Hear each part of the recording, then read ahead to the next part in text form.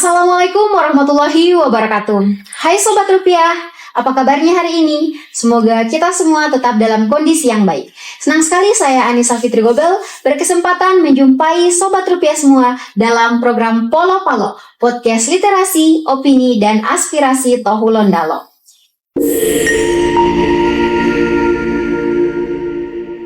Setelah sebelumnya pada episode pertama kita udah membahas mengenai UMKM hijau. Nah, untuk episode kedua ini kita akan membahas mengenai CBP Rupiah. Nah, mungkin teman-teman nih udah familiar sama CBP Rupiah, mungkin udah dengar di sosialisasi dan lain sebagainya. Tapi di sini kita akan lebih mengupas tuntas mengenai apa sih itu CBP Rupiah. Untuk itu telah hadir bersama saya Mas Rianto Gobel. Apa kabarnya Mas? Alhamdulillah sehat. Iya, alhamdulillah. Jadi Mas Rian ini adalah administrator perkasan ya Mas? Betul sekali. KPW BI Gorontalo gitu. Dan di sini juga kita nggak hanya berdua aja, akan ditemani oleh sesosok ya. Saya bilang sesosok karena dia sangat berpengaruh terhadap pergerakan CBP Rupiah di Provinsi Gorontalo, khususnya untuk anak muda gitu. Ada Duta Milenial Penggerak CBP Rupiah. Selamat pagi Putri. Pagi Kak Nisa. Apa kabar? Baik, hari ini baik, terima kasih. Lancar ya perjalanannya dari rumah ke sini? Lancar, alhamdulillah. Iya. Nah, sekarang saya mau ke Mas Rian dulu nih. Oke. Mas Rian, kita kan udah banyak dengar ya, apalagi anak muda di sekolah-sekolah, di kampus-kampus mengenai CBP Rupiah gitu. Nah, CBP Rupiah itu sebenarnya apa sih untuk kita semua ini gitu? Oke, baik. Terima kasih Mbak Putri. Menarik sekali ya disuguhkan dengan pertanyaan pertama, definisi gitu ya. Iya. Oke, baik. Mungkin CBP itu adalah akronim dari Cinta, Bangga, Paham Rupiah. Nah, itu adalah satu media atau materi edukasi yang dimiliki oleh Bank Indonesia yang diperuntukkan bagi masyarakat untuk meningkatkan atau memberikan pemahaman kepada masyarakat bagaimana supaya kita itu bisa mengenali ciri khas dan uang rupiah serta dapat memberikan pemahaman kepada masyarakat bagaimana harusnya uang itu diperlakukan. Sehingga ketika kemudian kita melihat masyarakat itu sudah terliterasi dengan baik terkait ciri khas dan uang rupiah, ini juga bisa memberikan dampak kepada masyarakat, kepada dirinya dia, untuk menjaga dari tindak kejahatan upal atau uang palsu. Mungkin itu satu definisi yang bisa saya sampaikan. Oh iya. Jadi untuk CBP Rupiah ini wajib ya diketahui oleh semua masyarakat di segala kalangan, terutama mungkin anak muda, orang dewasa, anak kecil dan lain sebagainya. Nah, bicara soal anak muda nih, literasi tentang CBP Rupiah di anak muda, saya mau ke Putri lagi nih. Ini Put, kamu kan sebagai duta milenial ya penggerak CBP gitu.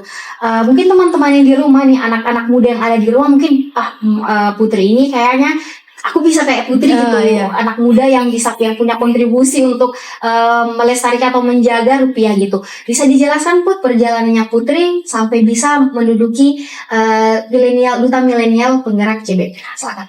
Baik, terima kasih Kak Nisa. Jadi untuk perjalanannya sendiri itu semua bermula dari ketertarikan saya terhadap literasi keuangan dan bagaimana rupiah ini bukan sekedar alat transaksi gitu. Terus juga saya cukup aktif untuk mengikuti kegiatan berupa kompetisi, edukasi dan lain-lain seputar rupiah, baik di komunitas maupun di akademik. Hal ini yang memacu saya atau memotivasi saya untuk mengikuti seleksi pemilihan duta milenial penggerak CBP Rupiah. Waktu itu masih skala provinsi. Flyernya waktu itu di-up di akun Instagram Bank Indonesia. Terus mengikuti prosedur berupa seleksi administrasi berkas, tes minat bakat, tes pengetahuan umum, dan berbagai seleksi lainnya. Sampai alhamdulillah dipercayakan sebagai duta milenial penggerak CBP Rupiah di Provinsi Gorontalo. Terus juga sempat lanjut ke skala nasional kemarin di Jakarta ya. Untuk seleksi nasionalnya itu yang hadirnya itu duta milenial seluruh Indonesia. Jadi ada dari berbagai provinsi, terus berkompetisi bersama-sama, terus juga sempat ikut bootcamp. Tujuannya apa sebenarnya dari duta milenial ini? Yaitu untuk mengkampanyekan CBP Rupiah ke berbagai kalangan, utamanya ke anak muda gitu. Jadi lebih relevan dari skala umur, dari segi umur gitu. Jadi dengan cara-cara yang lebih kreatif lagi, begitu lebih inovatif dan dengan pendekatan yang lebih personal.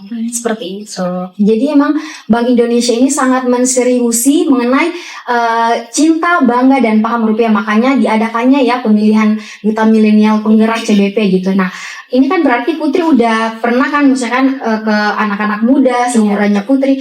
saya penasaran nih Put, gimana sih respon dari anak-anak muda gitu? Mungkin ya kalau orang-orang umum mungkin ya berpikirnya gini, ya udah uang kan tinggal dibelanjakan aja, ditukar, ngapain dirawat, ngapain dijaga? Gimana respon masyarakat atau khususnya generasi muda Put? Oh, baik. Jadi untuk respon sendiri dari anak muda itu cukup variatif. Ada yang memang antusias dan memang menseriusi kampanye ini, CBP Rupiah ini, karena memang berpikir bahwa ini ada pengaruhnya, utamanya bagi stabilitas ekonomi nasional. Tapi ada juga anak muda yang masih acuh tak acuh, begitu, yang kepeduliannya masih kurang. Jadi CBP Rupiah hanya sekedar jargon tanpa dampak nyata, begitu. Nah, untuk mengatasi hal itu, biasanya saya melakukan pendekatan lagi secara personal ya. Jadi lebih dekat lagi, lebih coba bicara begitu secara istilahnya sebaya begitu, dengan teman sebaya. Jadi pendekatannya lebih dekat lagi. Saya coba kampanyekan bahwa sebenarnya menjaga uang rupiah ini dampaknya sangat besar begitu. Jadi pengaruhnya bukan hanya kecil, tapi memang pengaruhnya besar begitu. Dan juga dengan kita tidak menjaga uang rupiah ini, sebenarnya dampaknya ada banyak sekali begitu. Jadi masa edar uangnya itu bisa lebih cepat, terus berpengaruh lagi terhadap ekonomi juga begitu, karena pemusnahan uang dan penarikan uang ya memakan biaya yang tidak sedikit begitu. Jadi seperti itu mungkin katanya. Jadi gitu ya. Jadi, oke, saya ke Mas Rian dulu nih. Kita udah mungkin mendengar dari sudut pandang anak muda nih ya, Mas Rian. Menarik kan Mas Rian? Berarti emang nggak salah kita memilih duta komunikasi dari segi CBP Rupiah itu untuk menggelorakan CBP Rupiah kepada masyarakat, khususnya untuk anak muda gitu. Nah, ini Mas Rian, saya mau ke Mas Rian lagi nih. Sebenarnya kita kan udah udah paham, udah familiar sama CBP Rupiah, dicinta, dibanggai, sama dijaga gitu. Nah, sebenarnya tujuan utamanya itu apa sih? Kenapa sih Bank Indonesia terus menggelorakan mengenai cinta, bangga, paham rupiah? Silakan Mas. Oke, baik, terima kasih Mbak Putri. Tadi sebelum ke tujuan utama, jadi kita perlu ada namanya satu bentuk dukungan komunitas yang kita sasarkan adalah anak muda seperti Mbak Putri ini.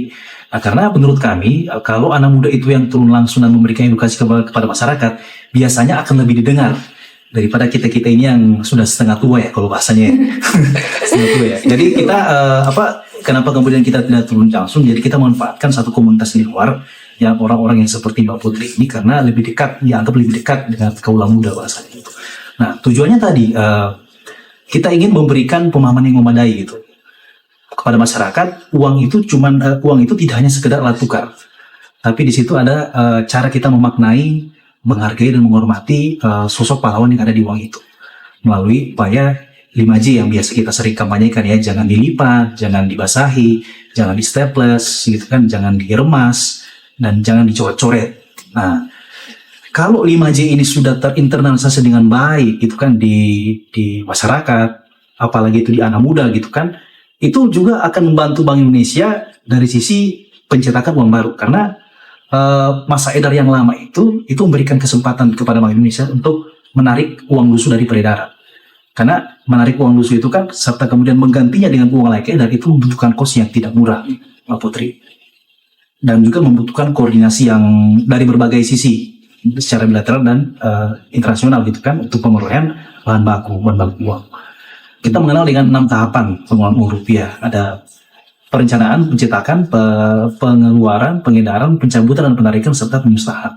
Itu 6 tahapan pengelolaan uang rupiah yang dari satu tahap ke tahap yang lain itu butuh waktu. Nah, sehingga harapannya melalui edukasi kita kepada masyarakat terkait bagaimana cara menjaga dan mengelola uang rupiah ini bisa memberikan efek multiplier ya, sehingga uang itu bisa lebih lama yang beredar dan bisa memberikan Bank Indonesia kesempatan untuk mencetak uang yang layak edar lagi. Gitu.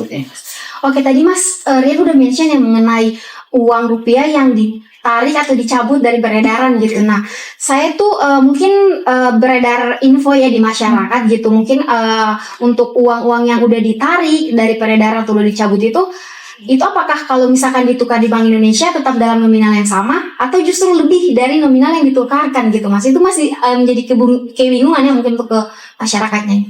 Oke, menarik pertanyaan Bapak Putri ya. Jadi gini, uang yang dicabut dan ditarik dari peredaran itu adalah uang yang secara transaksi ekonomi itu sudah tidak berlaku. Jadi misalkan kalau kita pakai untuk berbelanja itu sudah tidak lagi berlaku.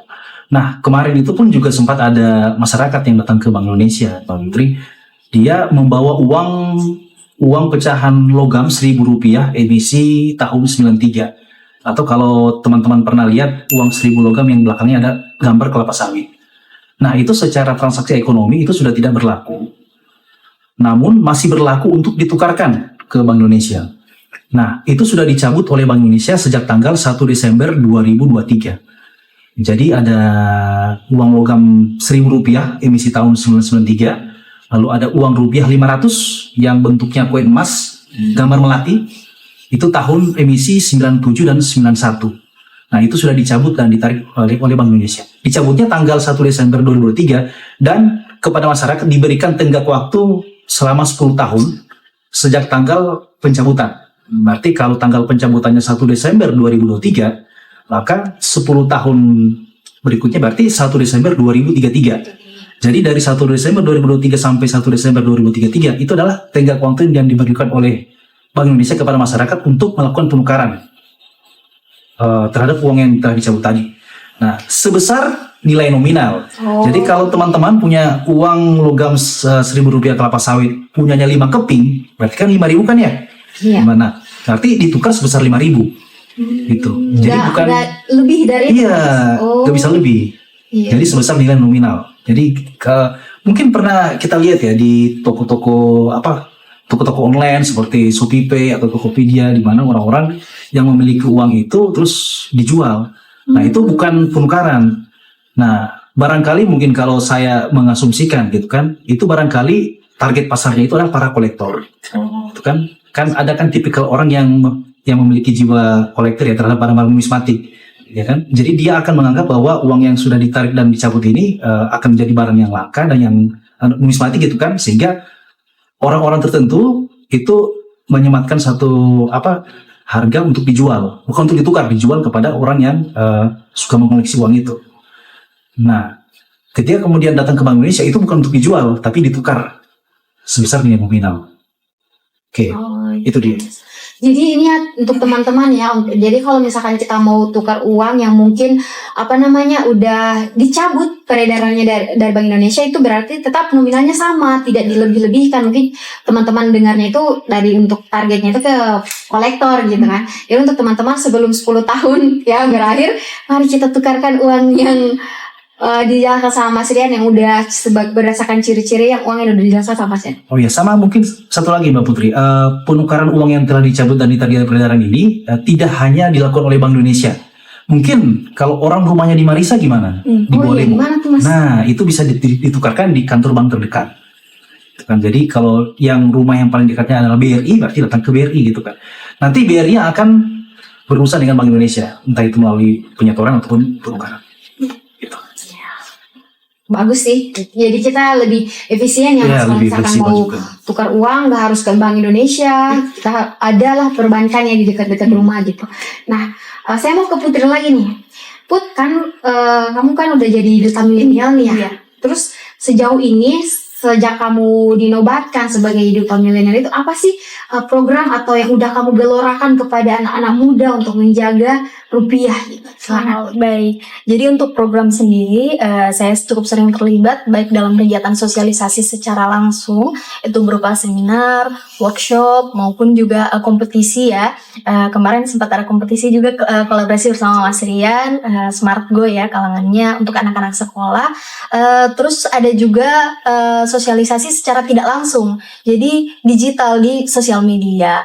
Saya juga cukup sering terlibat dalam diskusi di komunitas, baik di organisasi mahasiswa, komunitas di kampus, maupun di berbagai komunitas lainnya, murni untuk menanamkan nilai cinta, bangga, dan paham rupiah itu ke berbagai kalangan, seperti itu.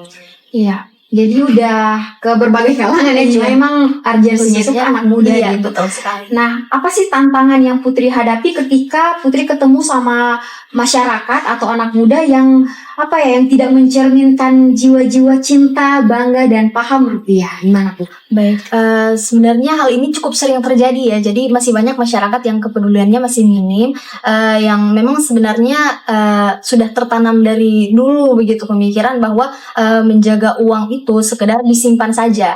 Terkait cara penyimpanannya itu yang masih cukup kurang gitu perhatiannya oleh masyarakat. Masih banyak yang melipat uang atau mencoret-coret uang. Jadi menjaga nilai fisik uang itu belum menjadi urgensi kayak gitu. Itu sebenarnya sebuah tantangan yang cukup berat ya untuk menyadarkan masyarakat. Jadi banyak yang belum tahu bahwa uang rupiah ini juga sebenarnya identitas bangsa. Bahkan banyak yang belum tahu bahwa menjaga uang rupiah itu termasuk kegiatan bela negara gitu. Jadi dia merupakan program bela negara juga. Karena seperti yang sudah dijelaskan oleh Mas Rian tadi, di uang itu bukan hanya sekedar kertas yang ada nominalnya, itu ada gambar pahlawannya, ada Taman Nasional, ada wisata nasional dan berbagai macam yang menggambarkan Indonesia sendiri begitu, yang seharusnya menanamkan nilai nasionalisme ke diri kita begitu. Dengan menjaga justru kita harusnya bangga dengan uang kita ini, dan itu yang masih kurang diperhatikan oleh masyarakat begitu, dan menjadi tantangan tersendiri bagi saya. Namun dengan edukasi yang lebih inovatif lagi, yang lebih sering lagi begitu, saya hanya menurut saya pribadi mereka lebih ke kurang literasi saja atau kurang edukasi saja begitu, sehingga edukasi yang lebih kompleks lagi itu mungkin bisa diterapkan seperti itu. Oke, makasih ya Put. Emang ya kalau misalkan sebagai anak muda itu uang itu bukan hanya sekadar alat tukar, tapi juga sebagai identitas bangsa gitu. Oke. Oh ya, tadi kan Putri udah mention nih Mas, soal kalau uang itu nggak bisa dilipat kan, nggak bisa dilipat, pokoknya nggak bisa dirusak lah intinya. Cuman saya ini masih bingung nih Mas, mungkin pengalaman saya pribadi sama teman-teman saya nih Mas, kita kan ada tuh yang namanya dompet lipat. Itu kan ada tuh dijual di all shop dan sebagainya, dan lucu-lucu gitu, dompetnya tuh kayak lucu gitu, imut kayak saya gitu. Jadi saya mau tanya, ini kan kalau kita nggak bisa lipat dompetnya, terus berarti kita nggak boleh beli dompet itu dong Mas, kan nantinya uangnya kan ditaruh di situ gitu. Gimana tuh menurut Mas Rian? Ya, oke. Terima kasih, Put. Terkait dompet lipat, ini kan mungkin alasan fleksibilitas ya, Put ya. Biasanya kan anak muda itu kan suka yang fleksibel, praktis gitu kan. Jadinya mereka lebih memilih bentuk penyimpanan yang kecil-kecil, yang tidak memakan space yang besar di saku gitu kan. Oke, ini kita bisa siasati gitu kan. Kalau dompet lipat biasanya kan pocket kartunya kan lebih banyak gitu kan. Sehingga itu harusnya dari sisi produsen itu diperuntukkan untuk penyimpanan yang sifatnya dalam bentuk kartu, kayak ATM gitu kan, kartu kredit. Nah, kalau uang kertas itu bukan untuk itu. Jadi biasanya kan dompet lipat itu slot penyimpanan uang itu kan sedikit sekali gitu ya. Biasanya itu kalau saya punya dompet lipat itu saya gunakan untuk menyimpan surat-surat atau kwitansi reimburse gitu. Namun kalau untuk uang itu saya menggunakan dompet panjang. Nah, cuman kalau kita berbicara soal aspek keamanan gitu kan, saya untuk saat ini saya tidak lagi menyimpan cash dalam bentuk fisik uang. Jadi murni saya sudah menggunakan non tunai dimanapun mau belanja gitu kan. Nah, ini juga kepada teman-teman muda nih, harapannya gini, untuk menjaga jangan sampai menjadi korban penipuan atau apa gitu kan, korban upal misalkan yang saat ini tengah beredar gitu kan. Alangkah baiknya kita mulai bergeser perilaku belanja kita dari yang biasanya pakai fisik cash berubah menjadi non tunai. Di Gorontalo kayaknya sudah cukup banyak merchant yang menyediakan pembayaran non tunai seperti kris gitu ya, atau kartu kredit ataupun debit card gitu kan. Bahkan ada lagi bank digital yang sudah marak kan di Indonesia ini. Ya, teman-teman yang muda ini kan harusnya bisa lebih update gitu kan terkait ya kan, dibanding saya yang sudah setengah tua. Betul ya. Jadi harapannya sih kalau terkait penyimpanan cash seperti itu lebih aman menurut saya daripada penyimpanan yang sifatnya non tunai. Lebih aman dan lebih fleksibilitasnya terjamin Mas ya. Oke, berarti emang seserius ini ya Bank Indonesia dalam merawat rupiah gitu, bahkan mau diadakan sosialisasi, edukasi dan lain sebagainya. Saya penasaran nih Mas, apa sih sebenarnya dampak ketika kita lalai dalam menjaga rupiah itu? Silakan Mas. Dampak yang terjadi ketika kita itu lalai menjaga rupiah, yaitu ini. Dampaknya adalah kita menjadi orang yang tidak begitu tahu uang rupiah, minimal kita harus bisa membedakan uang rupiah asli dan tidak asli. Kalau kita tidak mengetahui itu sangat rentan kita tuh menjadi korban uang palsu. Nah, terus juga ketika kita memiliki uang rupiah fisik, kita tidak tahu bagaimana cara menginternalisasikan 5J tadi. Berarti kan uang yang harusnya baru sudah mulai lecek lagi gitu kan.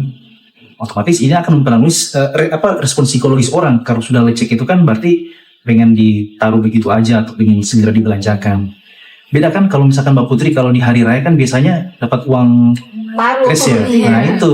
Jadi kan biasanya kalau orang dapat uang grace nih, respon psikologisnya itu meskipun nominalnya kecil itu akan disimpan terus. Iya, Iya. betul. Iya. Nah beda dengan kalau uangnya itu sudah rusuh meskipun 100.000 ingin cepat-cepat dibelanjakan gitu. Nah itu. Jadi melalui tadi, jadi kita menjaga bahwa kalau kita sudah menginternalisasikan 5J tadi, ini sebetulnya sudah membantu Bank Indonesia dari segi pencetakan uang. Saya kira.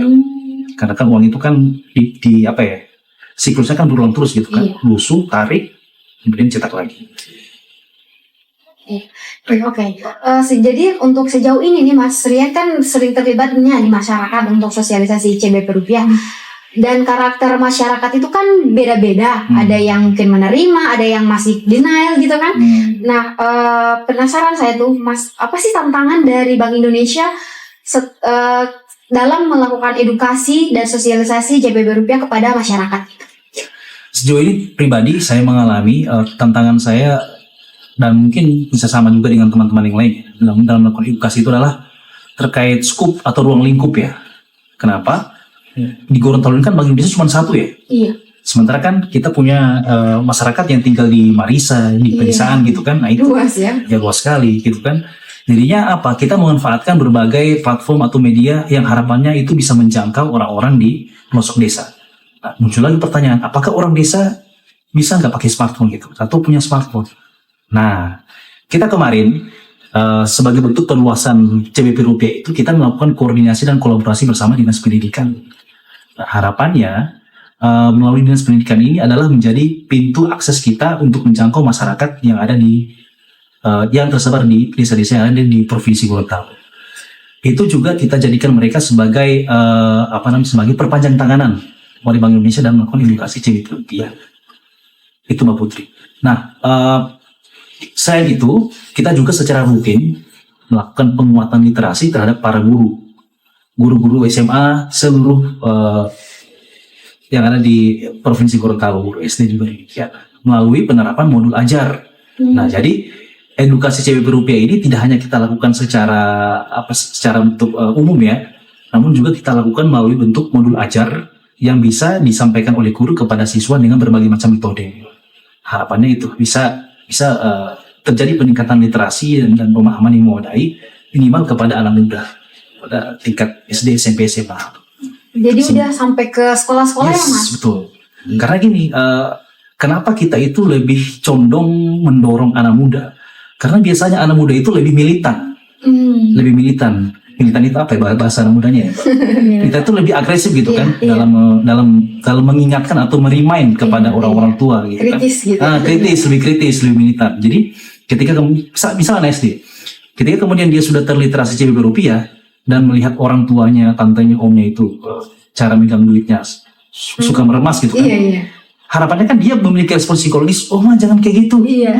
Ya kan? Ma jangan kayak gitu, itu salah loh. Tadi aku diajarin sama ibu guru, uang itu nggak boleh dilipat, uang itu nggak boleh dicoret. Kan pribadi-pribadi yang dikejarkan seperti itu. Nah, itu harapannya. Jadi kita menyasar para anak muda sehingga dia memiliki jiwa militan dalam menjaga dan merawat rupiah. Ujungnya kan ada rasa timbul nasionalisme juga kan, karena uang itu kan bagian dari identitas simbol bangsa kita.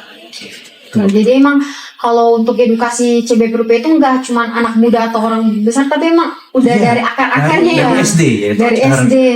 Benar-benar. Nah, untuk Putri sini saya mau ke Putri dulu ya Mas. Iya. Jadi Putri ini kan udah dijelaskan sama Mas Rian kan kalau Bank Indonesia itu udah sampai ke sekolah-sekolah, Iya, sampai bekerja sama dan berkolaborasi dengan Dinas Pendidikan.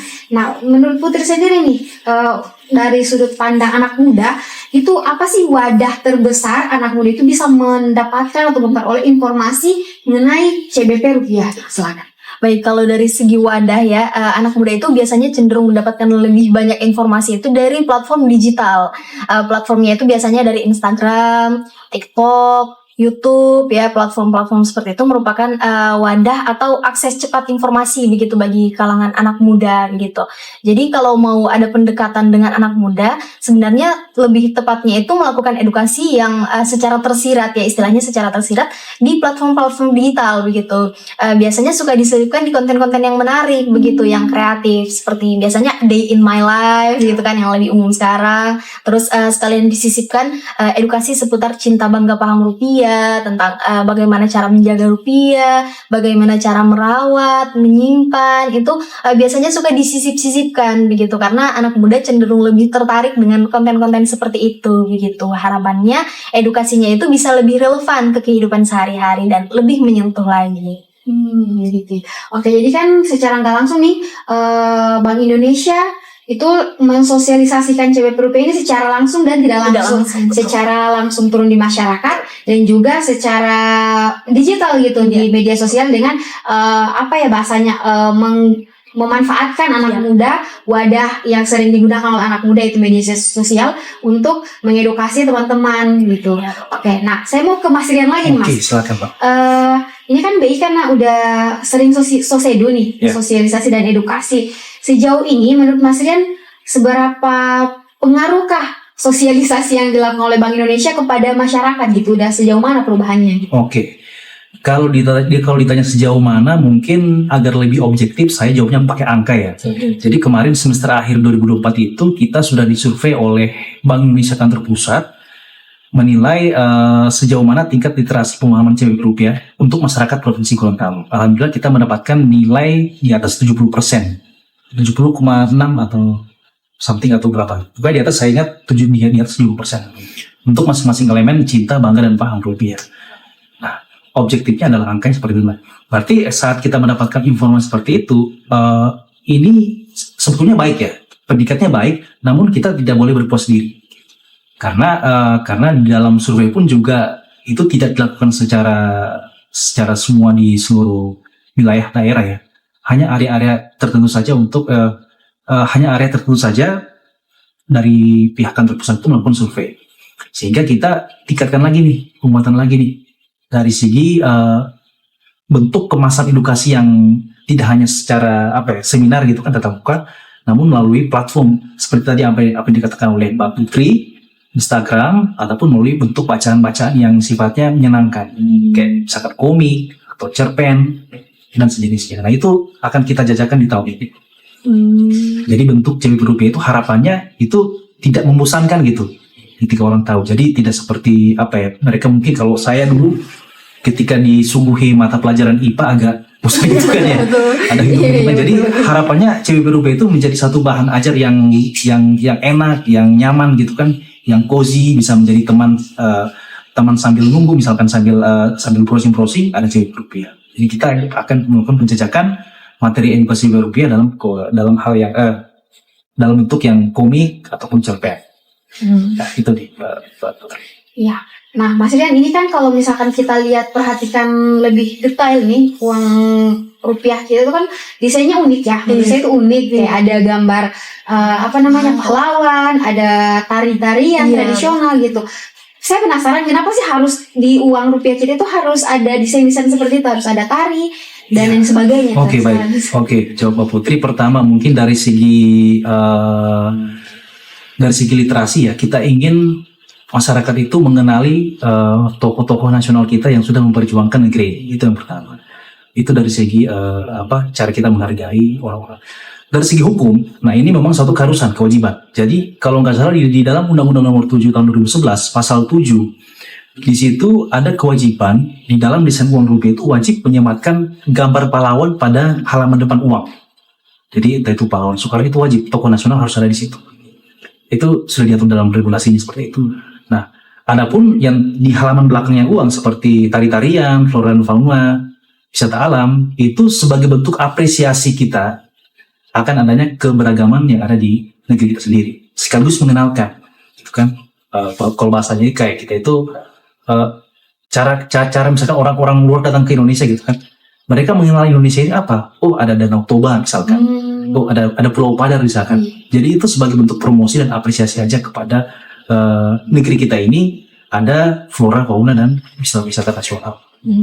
Berarti nggak salah ya kalau misalkan saya bilang uang rupiah itu unik gitu karena punya ciri khas tersendiri tentang Yes. Indonesia, ada tariannya, ada flora dan fauna dan lain sebagainya, luar biasa. Nah, saya mau ke Putri dulu nih. Baik.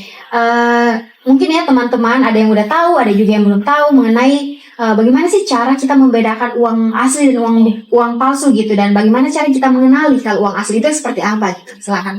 Baik, jadi untuk mengenali ciri keaslian rupiah itu ada satu kampanye dari CBP Rupiah yang menarik sekali untuk dibagikan ke masyarakat, yaitu dengan 3D, dilihat, diraba, dan diterawang. Yang dilihat itu adalah warnanya.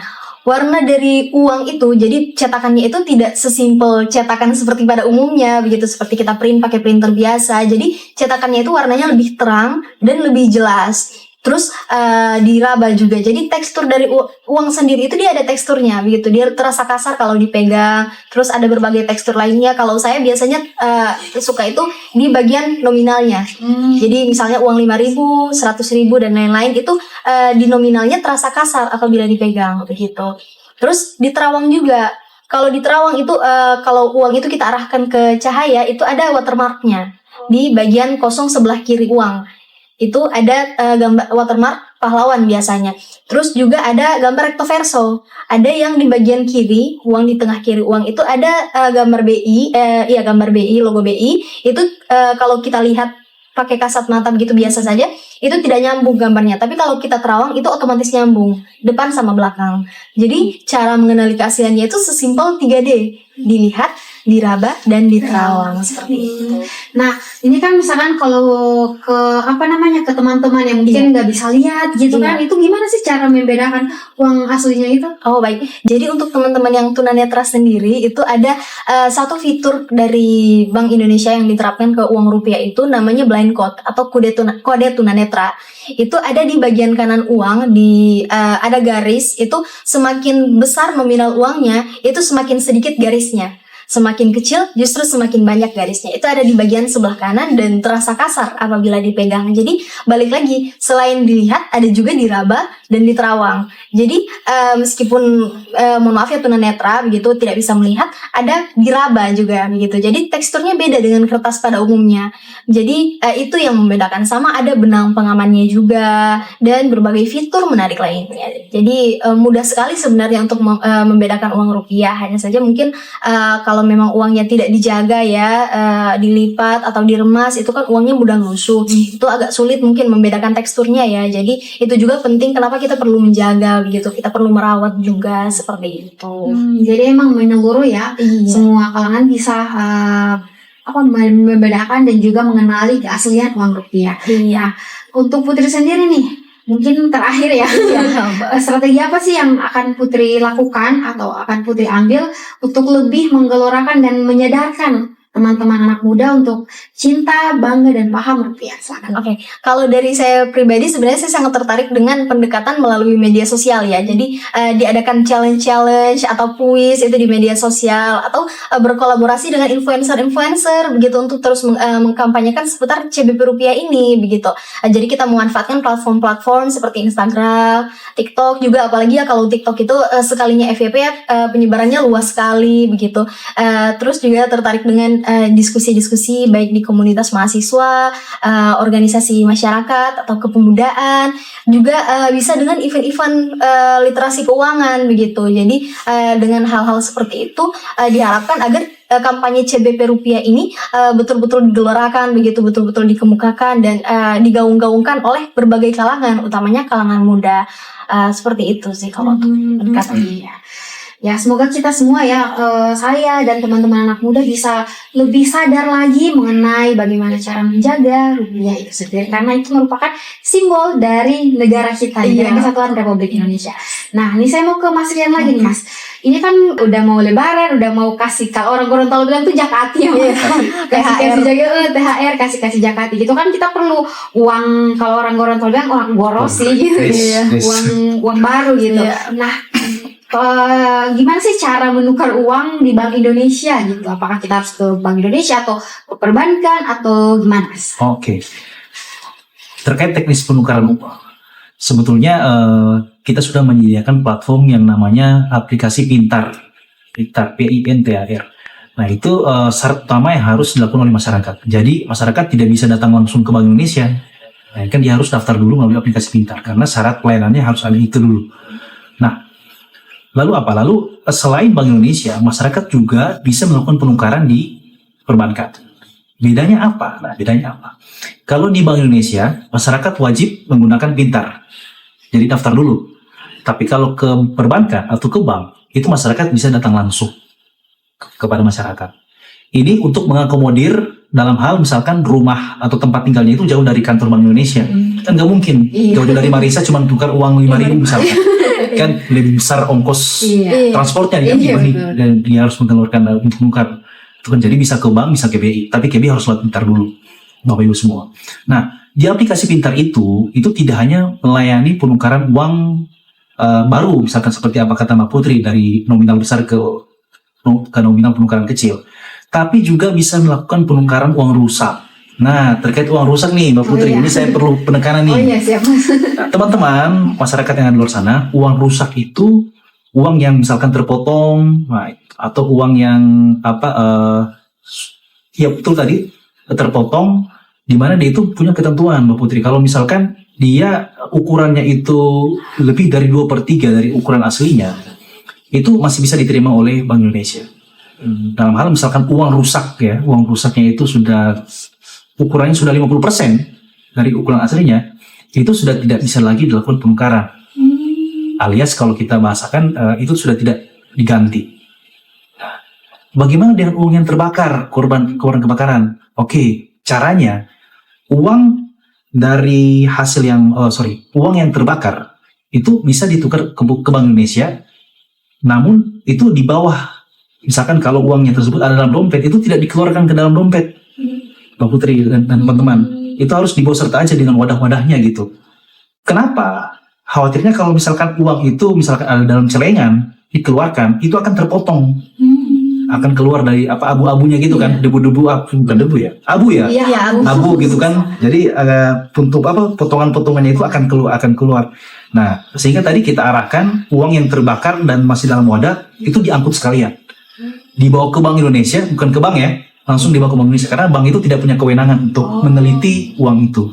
Nah, dengan catatan uang tersebut sudah tidak bisa lagi dikenali, jadi sudah kosong, full, totally 100% kosong. Jadi dibawa ke Bank Indonesia untuk kemudian kami teliti di kantor pusat.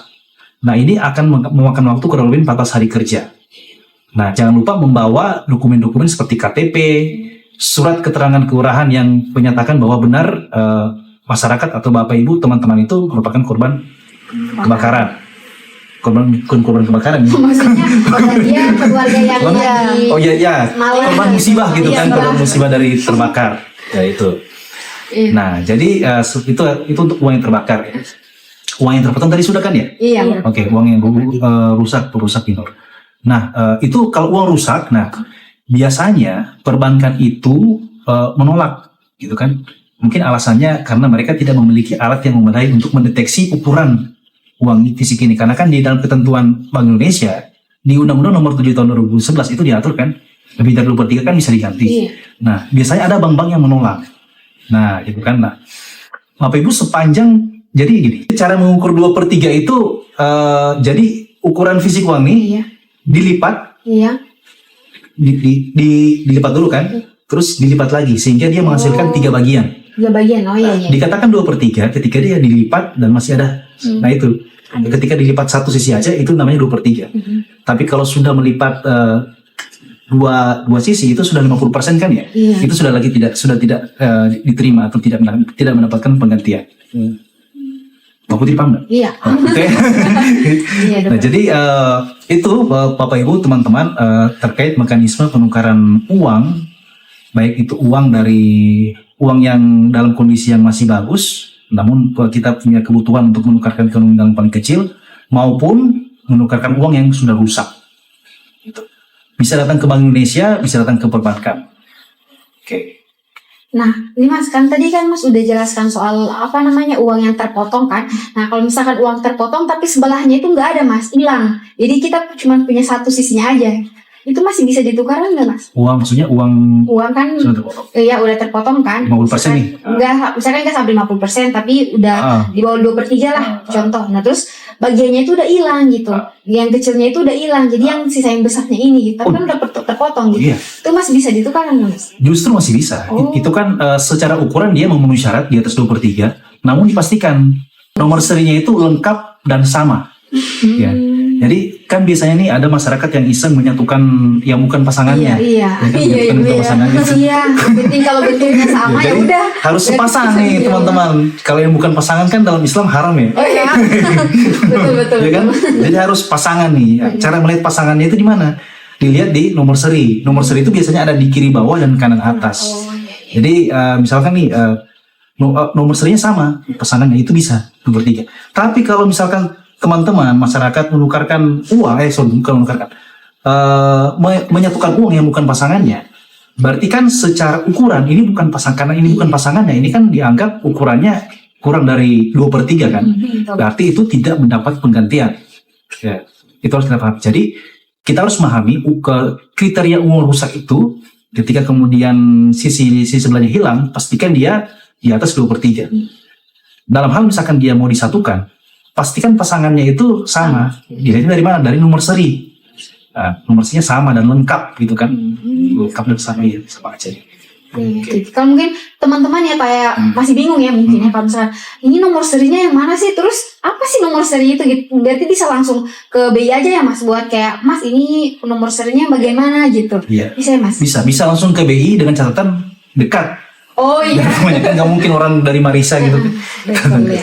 Ya, Mas Rian sama Putri, ini udah banyak sekali ya masukan dan juga informasi menarik dari Mas Rian dan juga Putri mengenai cinta, bangga, dan paham rupiah, untuk tidak hanya untuk saya, tetapi juga untuk teman-teman yang ada di rumah yang ada di rumah. Oke, Mas Rian, mungkin sebelum saya menutup, silakan Mas Rian untuk menyampaikan closing statement-nya, dan juga Putri. Saya ke Mas Rian dulu. Oke, terima kasih Mbak Putri. Teman-teman yang atau pemirsa yang ada di rumah, mungkin closing dari saya adalah uang rupiah merupakan uang yang wajib ditransaksikan atau dibelanjakan di negara kesatuan Republik Indonesia dimanapun. Jadi rupiah adalah simbol kedaulatan kita dan simbol identitas bangsa kita. Nah, mengenali rupiah merupakan langkah awal kita untuk menjaga diri kita dari tindak kejahatan uang palsu.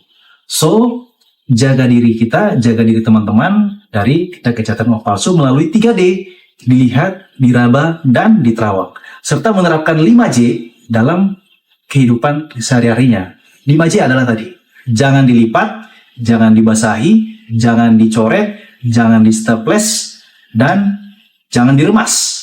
Oke, itu dari saya Mbak Putri. Terima kasih.